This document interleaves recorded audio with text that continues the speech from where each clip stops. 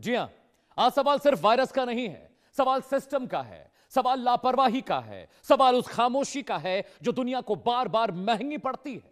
1918 का Spanish flu जिसने करोड़ों लोगों की जान ले ली, फिर आया HIV एड्स जिसने पूरी पीढ़ी को झकझोर कर रख दिया, SARS, H1, swine flu, Ebola virus जैसे डिजीज आए और फिर दुनिया कभी नहीं भूल सकती कोविड-19 का वो खतरनाक दौर जब शहर बंद थे, सड़कों पर सन्नाटा था और सांस लेना भी डर बन गया था। लेकिन आज इतिहास खुद को दोहराने की तरफ बढ़ रहा है।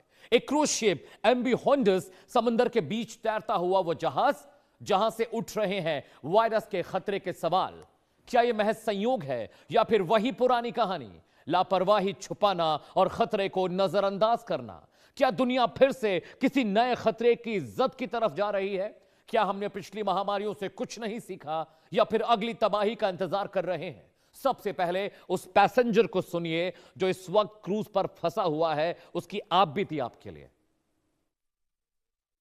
I normally wouldn't make a video like this, but I feel like I need to say something, so I wrote a few things down. I am currently on board the MV Hondius, and what's happening right now is very real for all of us here. We're not just a story. We're not just headlines. We're people with families, with lives, with people waiting for us at home. There's a lot of uncertainty, and that's the hardest part. All we want right now is to feel safe, to have clarity, and to get home. So if you're seeing coverage about this, just remember that there are real people behind it. आपने Jack Ross मरे को सुना? ये वो passenger है जो उस cruise पर सवाल है।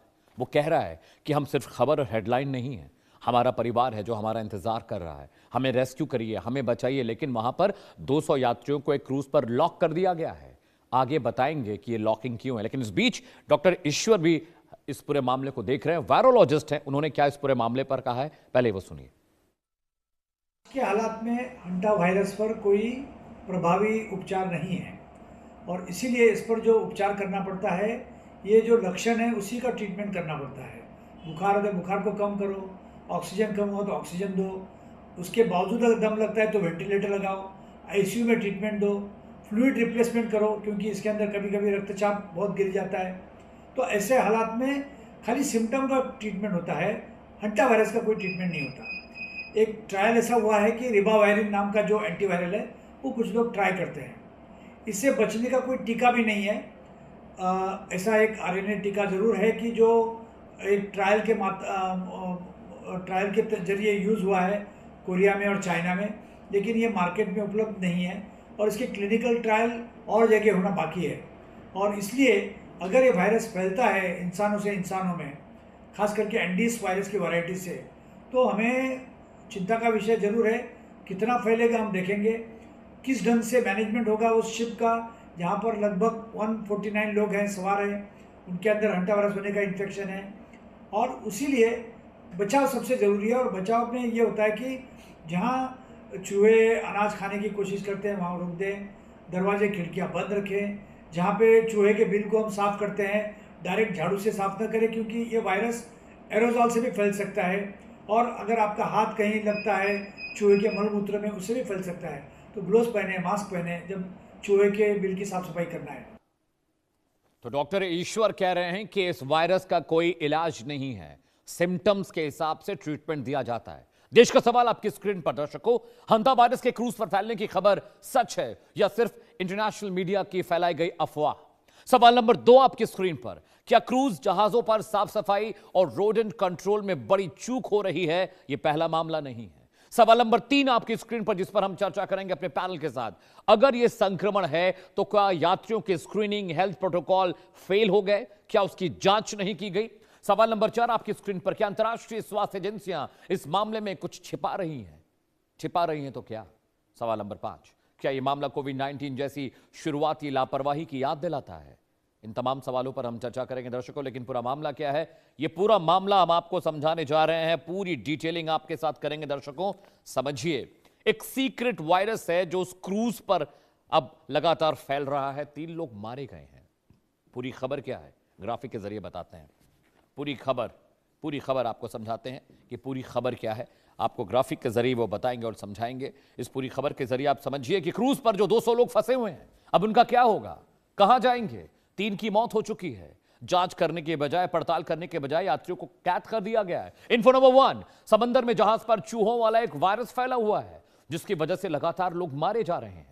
इन्फो नंबर 2 आपकी स्क्रीन पर, हंता वायरस से 3 लोगों के मारे जाने की खबर है उस क्रूज पर जहां पर 200 यात्रियों को कैद कर रखा गया है। इन्फो नंबर 3 आपकी स्क्रीन पर, अफ्रीकी कोस्ट पर जहाज को रोक दिया गया है समंदर के बीचों बीच। यात्री फंसे हुए हैं, न खाना है, न पानी है, न जरूरत की चीजें हैं। जी हां, इंफॉर्मेशन नंबर 4 आपकी स्क्रीन पर, यात्रियों को फिलहाल उतरने की इजाजत नहीं दे रहे हैं। जो कैप्टन है क्रू के, वो कह रहे हैं कोई उतर कर नहीं जाएगा। इन्फो नंबर 5 आपकी स्क्रीन पर दर्शकों, क्रूज पर जो शिप है उस पर चूहों वाले वायरस का खतरा मंडरा रहा है और कहा जा रहा है कि जो 3 लोग मारे गए हैं इसी हंता वायरस की चपेट में आकर मरे हैं। इन्फो नंबर 6, क्रूज शिप के नाम है वो है एमवी हॉन्डिस। जी हां, इन्फो नंबर 7 आपकी स्क्रीन पर आने जा रहा है दर्शकों, क्रूज अफ्रीकी देश केप वर्ड के ब्राया पर रोका गया है। ना तो यात्रियों का इलाज हो रहा है, ना उनकी स्क्रीनिंग हो रही है, ना उनको उतरने दिया जा रहा है। WHO और अफ्रीकी स्वास्थ्य विभाग ने इसकी पुष्टि कर दी है कि हां, कोई तो वायरस वहां पर है जो लोगों को नुकसान पहुंचा रहा है। लेकिन क्यों नहीं टेस्टिंग होती, क्यों नहीं वहां पर स्क्रीनिंग हो रही है? यात्रियों को क्रूज में लॉक कर क्यों रखा गया है? वहां से बाहर क्यों नहीं निकल रहे हैं? अगर लोग निकलेंगे तभी तो बचेंगे, लेकिन अगर सब वहां पर कैद रहे तो एक एक कर हर इंसान मरेगा। जी हां, क्रूज शिप एमवी हॉन्डिस का रूट आपको बताऊं कि ये वायरस वाला शिप कहां से निकला और कहां गया, कहां इसको रोका गया है। यानी अर्जेंटीना इसका ओरिजिन बताया जा रहा है, वहां से वो वायरस आया है और ये चूहा जो आपको स्क्रीन पर दिख रहा है इसी चूहे ने फैलाया है। जी हां, क्रूज शिप एमवी हॉन्डिस का रूट, कहां यात्री फंसे हैं समझिएगा। इस समय ये जो शिप है ये उशुआइडा से निकला था अर्जेंटीना के पास से, यहां से होता हुआ अटलांटिक महासागर से होता हुआ केप वर्डो पहुंचा साउथ अफ्रीका के पास और इसको कैनरी आइलैंड जो स्पेन में है वहां इसकी डेस्टिनेशन थी। लेकिन अफ्रीका के केप वर्डो में इसको यहां पर कोस्टल इलाके में रोका गया है।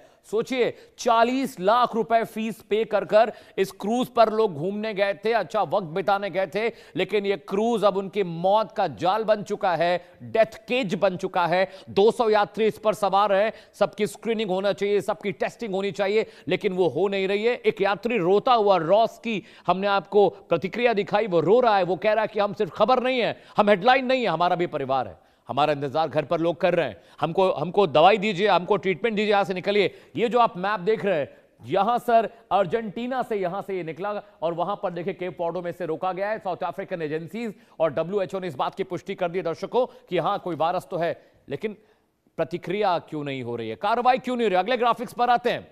हंता वायरस कितना खतरनाक है ये आपको दिखाने और बताने जा रहे हैं दर्शकों। देखिए कितना खतरनाक